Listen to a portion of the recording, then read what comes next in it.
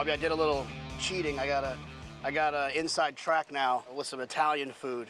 Got the parents-in-law to make some white pizza. Solevo, gotta do it. Pizza Bianca. I have to be honest, I like red sauce on my pizza, but I like the Pizza Bianca horse for sure. Why the name then? Why didn't you do red pizza? Because the mom's name is White Hot, so I wanted to bring, the color in somehow, and I've been obsessed with Italy for, 2 decades, so I was kicking around Rome one day, I was like, Pizza Bianca, that's a good name for a horse. Good pizza. Bobby, I think a lot of people, when they see you involved in racing, their first question is, how did you get involved with racing? I got involved in racing because my grandfather, Willie Flay, took me to the track, took me to Belmont. My grandfather would make, $2 bets for me, and I just bet Steve Cawthon every race. But I love the idea that this young guy was killing it at the racetrack. So you had some really good horses, very important horses in your operation. America wasn't the greatest race mare, but she's a pretty darn good brood mare. She was a grade 3 winner. She was grade 1 place in a couple of races. She was part of AP Indy's last crop. I've been breeding out of her over the last, handful of years, and she's been amazing. Her first fall was first captain, sold for $1.5 million at Saratoga, topped the sale. She's not quite a blue hen yet, but, she's starting to turn a little lavender at this point. Your favorite horses that you ever owned of mine was Dame Dorothy. Yeah. But her name was a little bit significant to you. Sure, yeah. Dame Dorothy is named after my mother. My mother passed away a few years ago, but Todd always said to me, this is the best horse you ever had, the most natural talent.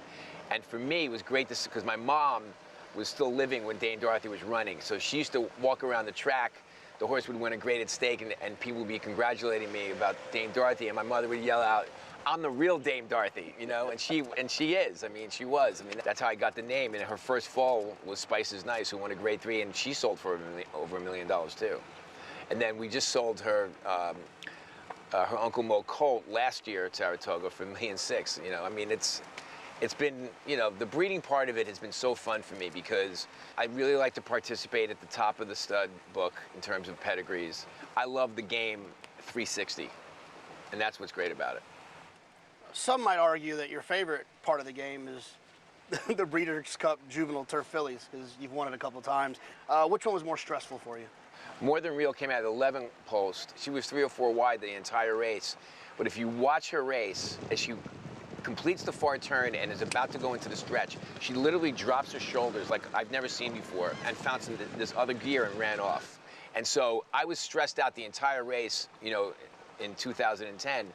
But last year, with Pizza Bianca, she was dead last of 14 when they turned for home in a short stretch at Del Mar. The stress was gone, Jonathan, because I was like, well, I got all my friends and family here. We're going to have a great weekend no matter what. And then literally within seconds, she won the race. It was one of the greatest rides I'd ever seen. Jose made 0 mistakes, and he probably made about 3 or 4 decisions in the stretch. If he had made the wrong one at all, she could have run 7th. Of all your accomplishments in racing, or the challenges in racing, right? The breeding stuff, the sales, Triple Crown races, Breeders' Cup races. Of all of those things, are any of them harder than what you did in 2009 when you called a race here? Yeah, you had to bring that up. That was certainly not my best accomplishment, I can promise you that. It was awful. And it's Tall Poppy with the lead. On the inside, Freddie the Cat looking for the champagne and the caviar. Freddie the Cap in front. On the outside, it's a 0 trap. And room for victory. Freddie the Cap in front. But thanks for bringing that up.